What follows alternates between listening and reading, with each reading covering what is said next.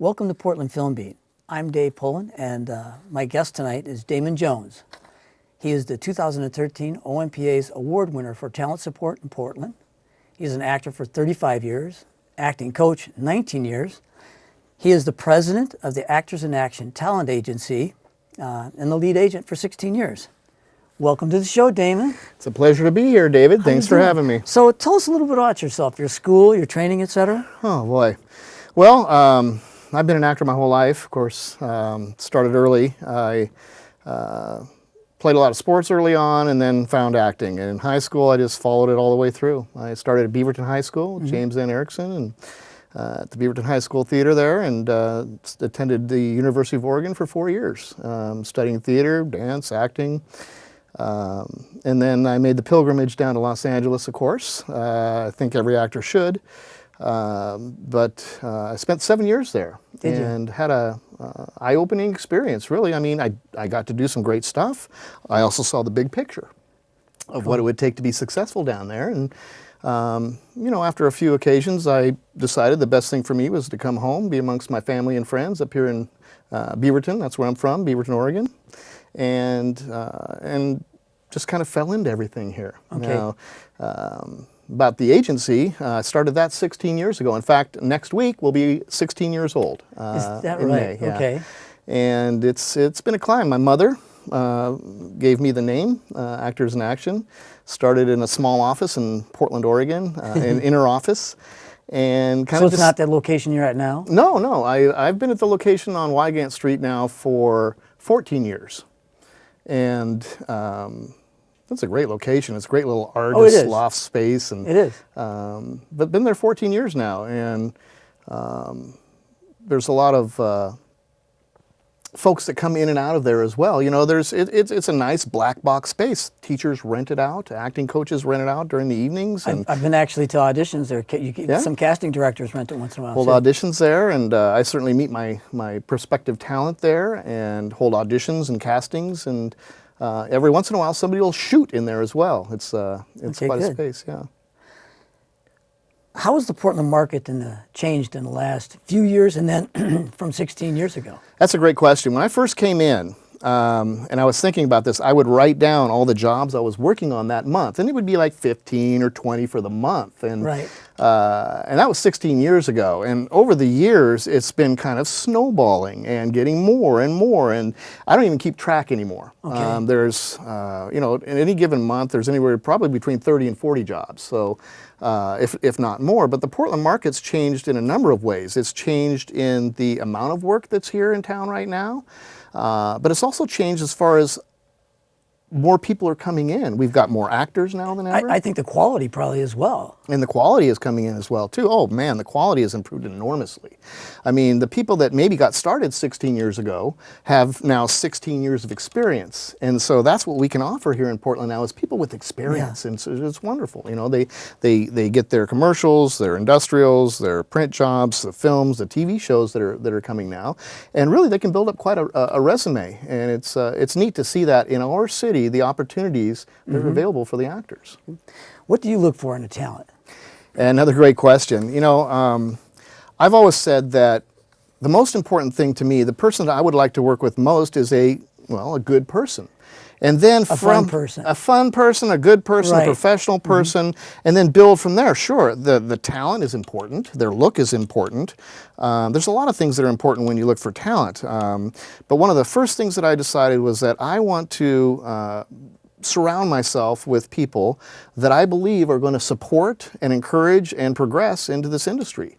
Okay. And they have, and it's neat because you see people that have little or no experience on their resumes start taking the classes that are offered here. They start getting into the independent films that are available, the student films, Northwest Film Center, Art Institute, and seeing these people getting the meatier parts. You know, if we're going to get into a Grimm or a Leverage or a Librarians or any of the movies around here, you know, it's not as the principal parts, the leads are not as available as they would be in an independent film or a student film. And so that's where people can really cut their teeth on these independent films. And so it just really gives them that experience and being in front of a camera and that time in front of a camera, that by the time they get to an audition for Grimm, or say, for example, the Reese Witherspoon movie that was just here, The Wild, they've got a fighting chance. And we can compete with anybody in the country. Good. Are you currently looking for any talent? And if so, what specific demographics do you need, or is there a need for more of in Portland? Exactly. Well, first off, it's a business. And so, you know, your friends, the people that you have been attracted to and like over the years, they're very important, and I will always stay loyal to them.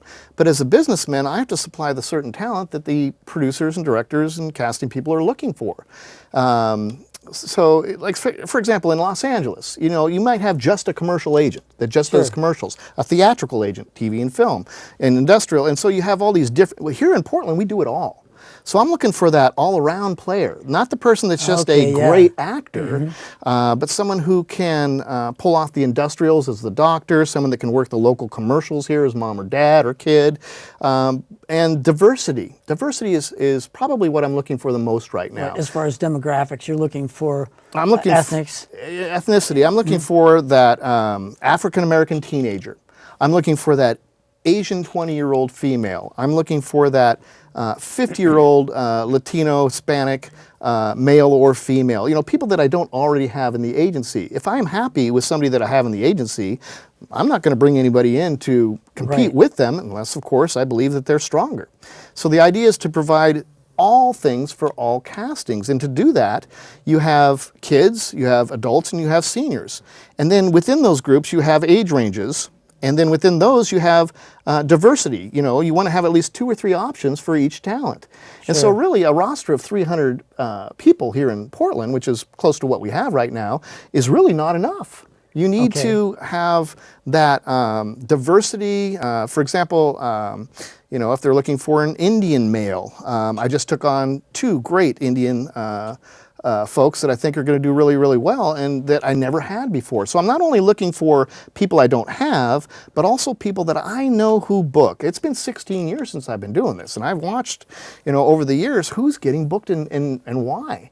Well, there's a certain category. Because of the diversity of our country, they're looking for more diversity in commercials now too. They're not looking for, you know, the white male and the white female. They want to see the Asian teenager with the Latino girl doing high school something. You know, who knows, right? Well, and a perfect example of that is I just heard from Los Angeles they're going to remake Little House on the Prairie. I guess a movie or such. And so they're looking for Laura Ingalls. And so the breakdown said, they're looking for a girl, 10 to 13-year-olds, Laura Ingalls, and, you know, and gave the breakdown of her character. Well, they didn't mention if they wanted a Caucasian or a African, you know, they didn't mention that. So I emailed them back because I have some girls that are wonderful, but they're diverse and not Caucasian. And so when I let people know about this, they said, well, we'd love to do it, but are they just looking for a Caucasian? Well, I emailed back the casting people, and you know what they said to me? They said, well, we're kind of remaking the Laura Ingalls story here. So they don't know what they want until they see it. They don't know what they want until they see it. If they find a young African-American girl, a young Asian girl that's fantastic that they just have to have, you'd be surprised at what can actually happen. But, you know, it's really neat that they're not, you know, limiting the opportunities, and that they're giving everybody a chance, whatever. That's great. Ethnicity I think it's have. really great. Perfect example. What training do you recommend actors get in Portland to be bookable?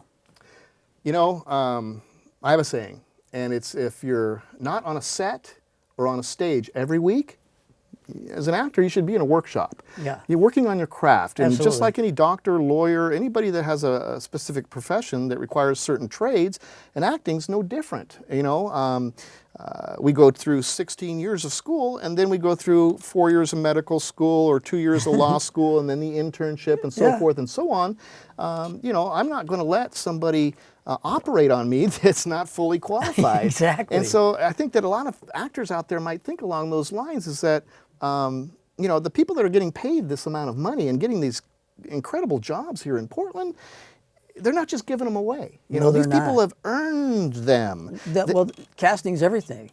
casting's everything, and you know, starting, you know, you can start anytime.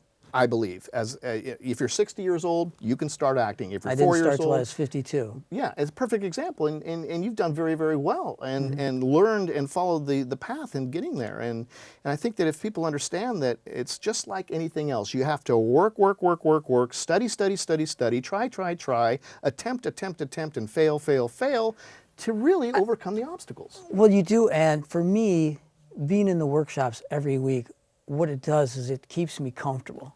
It keeps me confident. It keeps me relaxed, because acting isn't really easy, and we all try and really overdo it, and you have to learn how to be in the moment, truthful, and underdo it.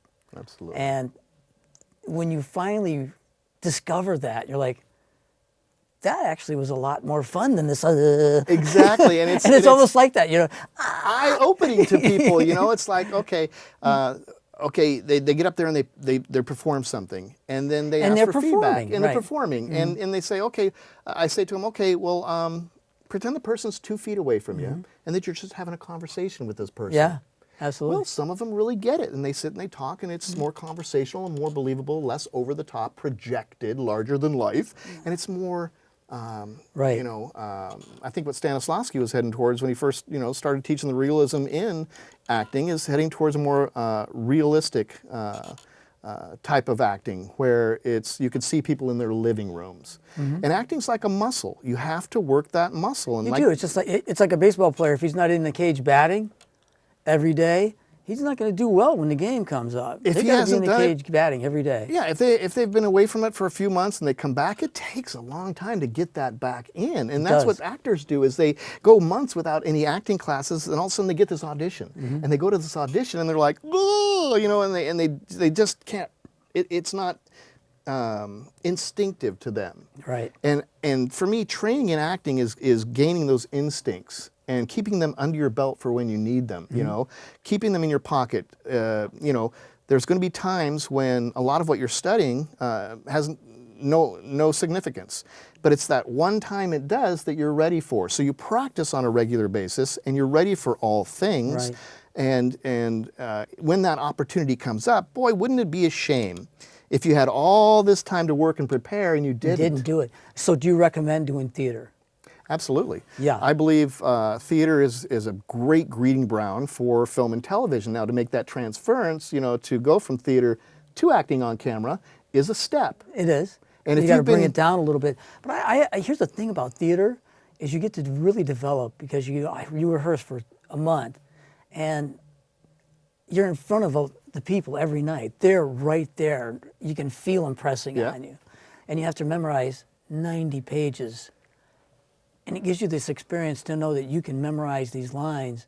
And if you're really in the moment, for me, listening to the other actors on stage, the lines are there. As soon as I start thinking, well, what's my line? I'm out of it. Yeah. And I have to get back to, okay, let me listen to what they're saying. And as soon as I do that, everything's fine. Yeah, listening. And that's the great experience for me for theater, is what I got. And I've used that moving forward in film, because I always way worried too much about lines. Yeah. And they're there. Yeah. You have to learn that. Do you teach acting and auditioning? Well, you know, I was an actor for quite a while. And after I came back from LA, I got involved in teaching at this acting school.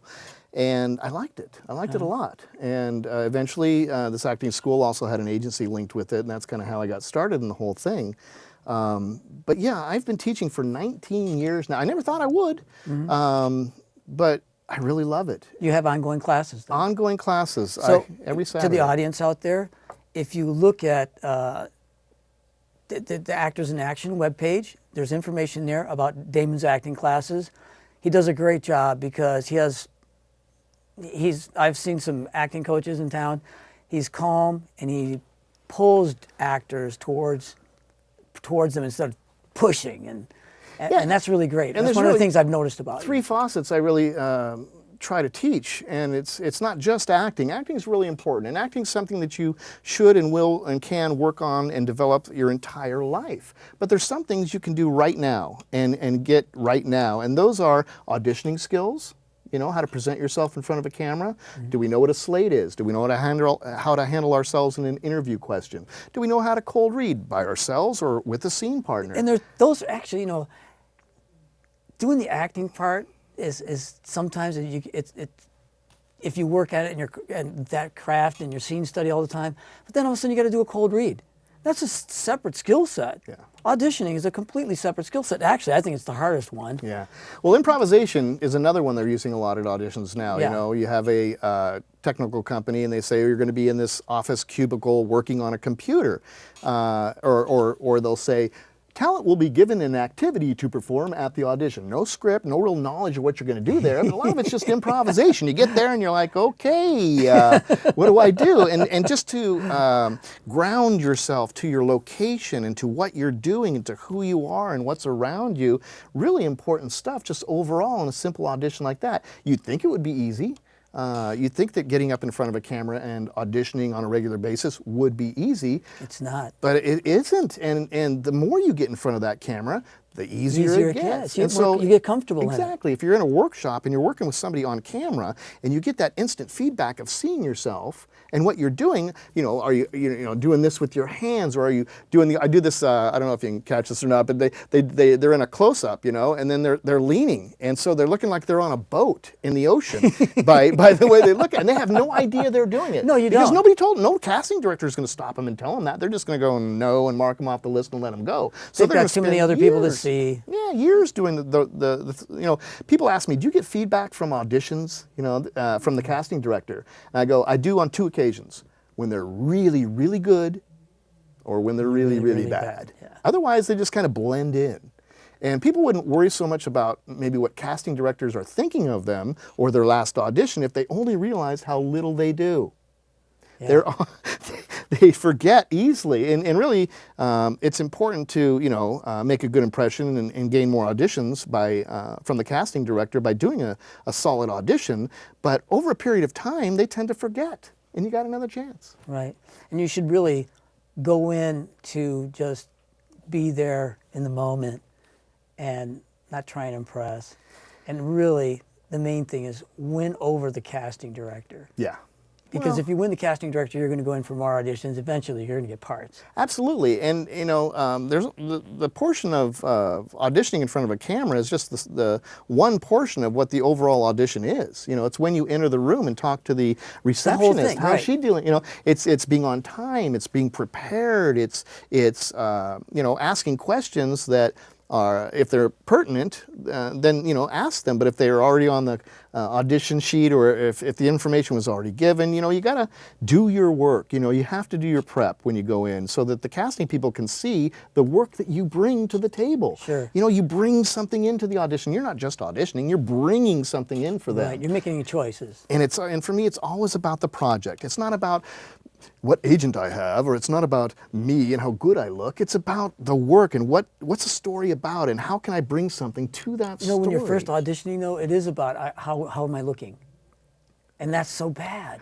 Well, because you can see it. Think about it. Why do actors become actors? Right. Because they want to be seen.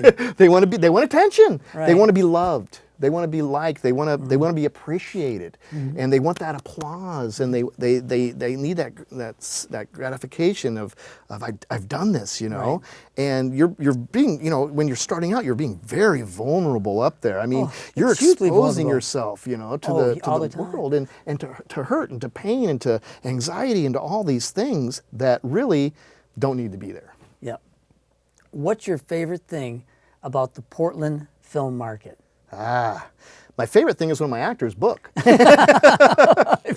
my favorite thing about the Portland film market, I guess, gosh, my favorite thing about the Portland film market, probably that we have the kinds of opportunities that people go to LA for, that we have roles available. And those always haven't been here. And so with Leverage and some of these other stars showing up, it kind of, there was always a few films in the summer, but it's really it's gotten much bigger since then. Yeah, it's drawn a lot of attention to Portland, and I think Portland's gained a lot of attention for its independent film community, huge in the nation, and for the work that we're doing here and the locations that we have, the incentives now that we have in place to draw the work in here. It makes Portland a very attractive place, which is why we're getting many actors coming in, and new agencies and new casting directors. It's expanding. I've noticed there's a whole lot. I hear these people with these agencies, and like, I never heard of them before, and I'm sure it's competition for you, but there's a lot of new agencies actually in town too. You know, after starting 16 years ago and watching the evolution of the casting and the agents and the actors has been quite amazing, really. I mean, to see who lasts and why they're lasting. Is it because they are quick with the wit and the charm, and they go out and party with people and they hang out? That doesn't last very long in my book. If you want to stay steady in this business, if you want to last, treat it like a job. You wake up at 8 in the morning and you get to work. 5 o'clock, maybe you're done. The only difference is we don't get paid for that as actors. We don't get paid for that work that we do every day until we book a job, which is why we charge, the $400, $500, $600 for a commercial, $1,000, $1,500, $2,000 for the movies. That's why actors get paid so much for one day, because they don't get paid all the other times. Right. But you know what? It's a job, and if you really are serious about this, you're working every single day on your craft. Oh, I am. Hustling. I do something every day, Yeah. even if it's just reading a book about it. Reading. I've read a lot of books about it, and I've heard people say, "Oh, you can't learn acting from a book." I have to disagree. There's some incredible books out there. It's amazing. As the person who told me that wrote a book. Yeah. Do you have a favorite book, acting book that you've read recently? There's an acting book called The Actor and the Target by a guy named Declan Dahlin from Germany. Okay. And his whole premise is that everything has to be about the other actor. Nice. Their target. They have to be what influences you and influences your emotions and everything. And it's true, because if I'm having an argument with my wife, it's because she pissed me off or ticked me off, sorry. And if I'm having an argument with my wife in a film, it's because she ticked me off, and you have to let them influence you. Right. It's a great book. Knowing how you fit into that story. It fit into the story. Well, it is, and you can't make it about yourself. It has to be about the story. Yeah. And whenever a director makes it about himself, it's not going to be a good film. It has to be about the story. Yeah. It really does. And that's every person in there has to be about the story, and then you get a great film. And that's why we watch. We watch the stories. We watch to see and watch ourselves connect with what's going on with one of the characters there.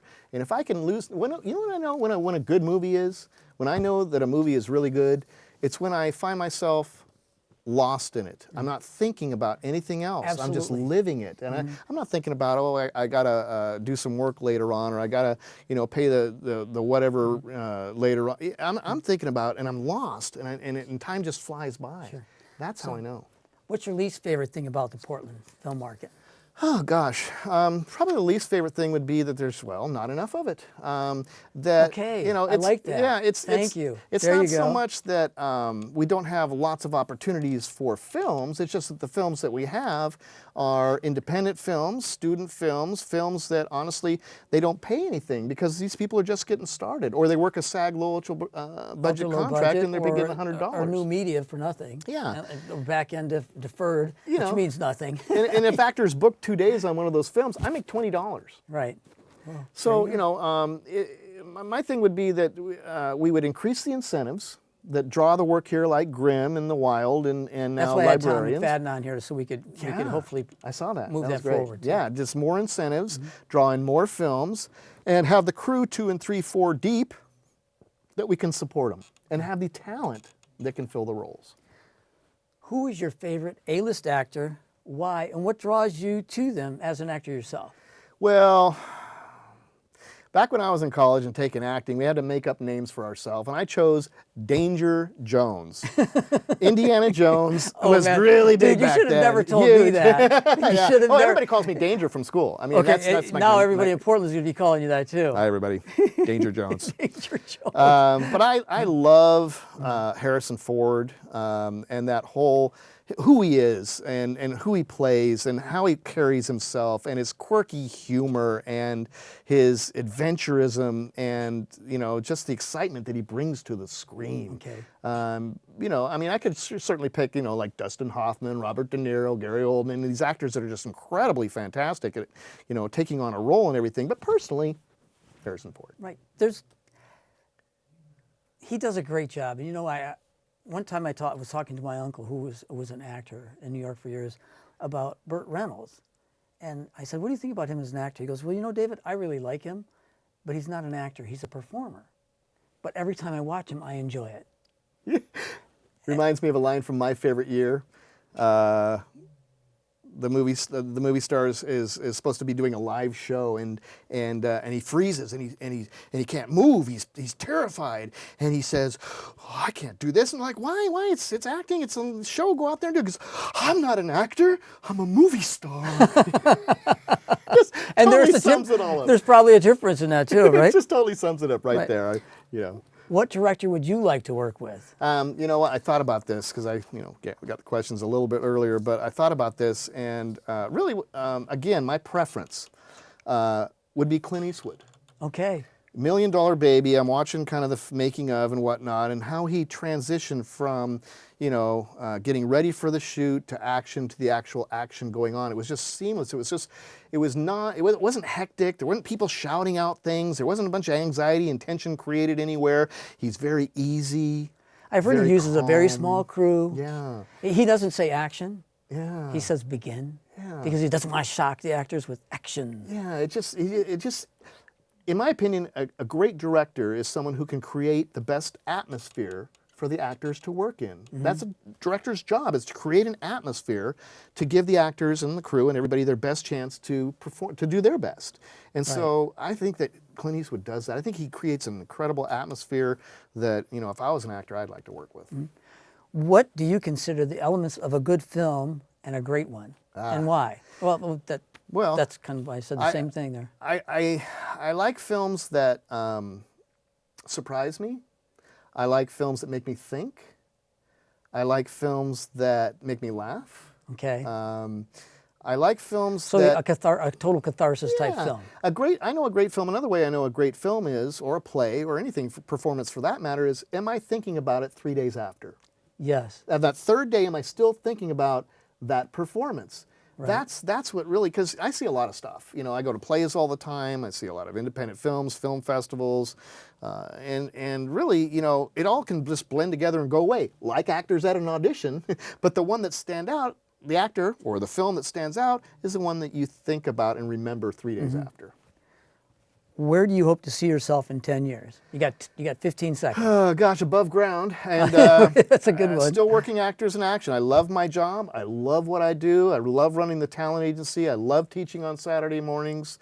And that's when your class is? Yeah. Okay. 15 years from now, I'd still like to be doing the same thing I'm doing now, only a lot more of it and for a lot more. I got you. And helping as many people I can find acting and appreciate acting. Okay.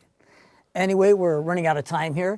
And before we go, I want to thank Ellery Nelson. He's a director. He does a great job over there in the studio for me. I also want to thank my wife, Carol, who's our producer.